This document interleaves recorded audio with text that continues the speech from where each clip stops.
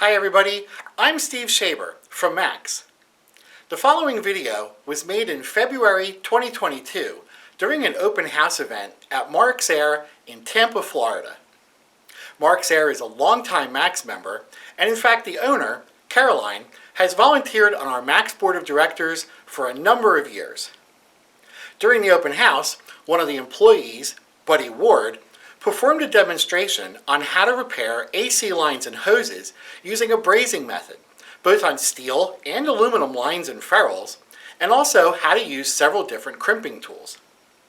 This particular video focuses on aluminum brazing, which, as you'll see, is a delicate process. Now, it took me a few minutes to get the cameras in the right position, so please pardon the squeaky noises and quick moves while I got things situated and followed Buddy around the shop. Because at the end of this video, I think you'll agree it was quite an interesting and informative demonstration. If you like this video, please give a thumbs up below, and also please subscribe to our MACS YouTube channel. And now I present to you aluminum AC line brazing with Buddy at MACS. I will forewarn you, if you're going to try to do aluminum and it is really moist outside, it's raining, and humidity's through the roof, it's cloudy, it ain't even going to work. I mean, I've never found anything that'll work. You wait till the next day or later on when the sun's out and it's pretty, it'll work. If it's too windy, it won't work. You've got to have decent weather. I don't know why that is, whether this is the moisture content in the air doesn't allow it to flow, but with every type of rod and flux we've ever used, if it's windy or rainy, it just doesn't work. So, that being said, now, this is a different story because we use just a plain old steel wheel to clean up the steel, okay? With aluminum, you have to use stainless to get it clean, okay? So we have both on the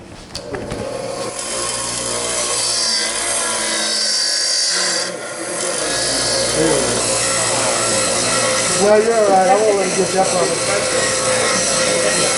Hey, man, it's the real world, okay? Yeah. Okay. Same thing now. Here's the problem with aluminum. There is a fine line between melt and hot enough to braze, okay? If you get it too hot, it'll melt away. The other thing is if it is too close to a major heat source, or a major source that will suck up the heat, you won't get enough heat on the part you're trying to weld, okay? So typically what we do, and actually my kid showed me this. Chip, you got a bolt? Nope, nope, well, maybe. Yeah, typically what we'll do, we'll take a screw or bolt, whatever, put it in the vise. That way you're not crimping the vise down around the, put it down on there like that. That holds it pretty good, okay? All right, and there you go. That way, the heat source, it'll get the ferrule nice and hot, but it's not, the vise is not absorbing the heat and taking it away from it the way you can't. Okay, so we use MAP gas.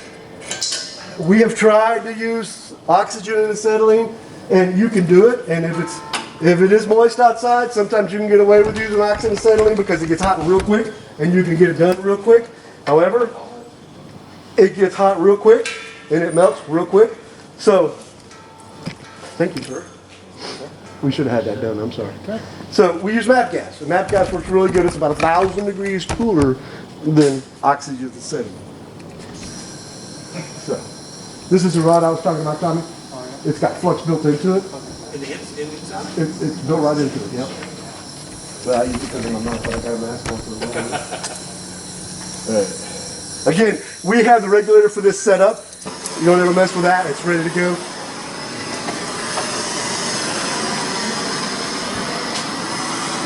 And, like I said, there is a fine line between hot enough to braze and melt.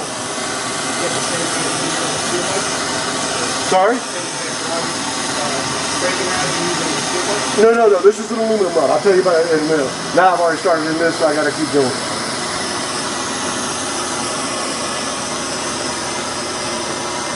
What you want to do is get the heat all the way around it, up and down it. Keep running it all the way around it. That way it's all even heat. Because when it starts to flow, you want it to flow pretty much in one shot. You never can tell, like with the steel, it turns color. You know it's hot. You can't tell that with this until you got it too hot and it melts. So you touch your rod on there, and then you see that. I don't know if you can see that or not. When it's hot enough, it just melts right down into the. And then you just work the rod around. I always put a little extra on it because it looks good. And I know I'm coming out. And then I know I got it. Okay? It does look good. It comes out pretty nice when you do it right. Yeah, that does. I don't know who's doing it right. Hey buddy, you ever try to use a Corona tip where it's got the two circular tips coming off? I've seen that. I've seen the rings. You put the ring on there and you put it around there and you do that or whatever. They work pretty good. I've heard that the problem, you know, we've got this set up, and if that works for you, then that works for you. You know? Yeah. I have nothing against that. I've never used it much, so I can't tell you one way or another. Hey, All right. buddy, when you're heating that, do you heat the tubing and the ferrule? You heat both. I run it up and down both. Not the ferrule, but the tubing here and the piece you're welding to. Okay. Yeah. That's what I'm talking about, the ferrule. Right. Yeah. I heat both that way. It's a nice even flow. If you don't, a lot of times what happens is and it will probably get the job done.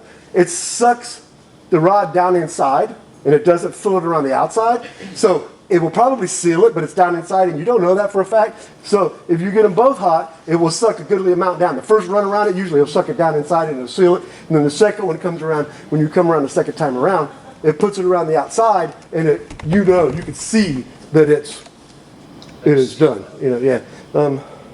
Yeah.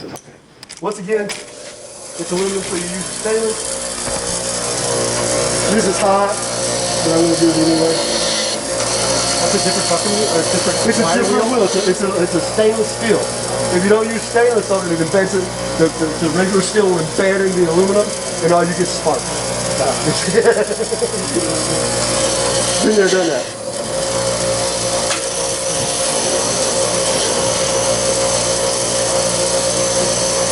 And again, most of what you're doing with this is just making it look good, knocking the flux off. I'm going to cool it off because I don't want to hand you all like this. It's pretty hot still. Give me a minute, I'll cool it off and we'll be right back.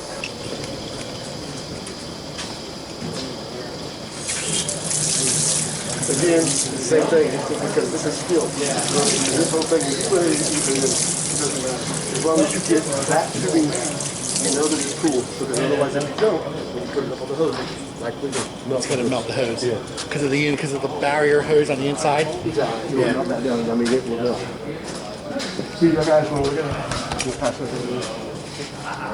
right. Any questions about that? What I was saying earlier, somebody asked me about the rod. Very nice. The rod we get from a local welding supply shop. We have tried different rods. We've tried rods that you use flux with. We've tried rods, different fluxes, different rods, different size rods, different. This particular rod has the flux built into it, okay? And if anybody's interested, I'll get you the number and the name of the stuff. This stuff works better than anything I've ever seen. It's a lot like what you see at the fair when they're welding cans back together. It flows that easy, and you can see, once you get the temperature right, it goes right around and it works, okay?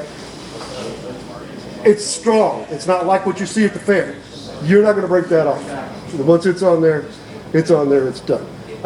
Again, if we get a local welding local welding shop, I don't, off the top of my head, know what the name of the number is, but I'll get that for anybody who wants it. Any questions?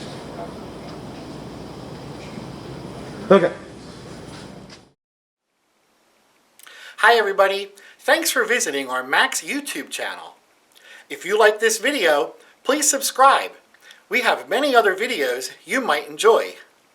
You can also find great content on our website, www.maxmobileairclimate.org, where I invite you to join MACS as a member to help support the quality, professional, mobile AC information and training that you've come to expect from MACS through programs like these. I'm Steve Schaeber, and we'll see you next time.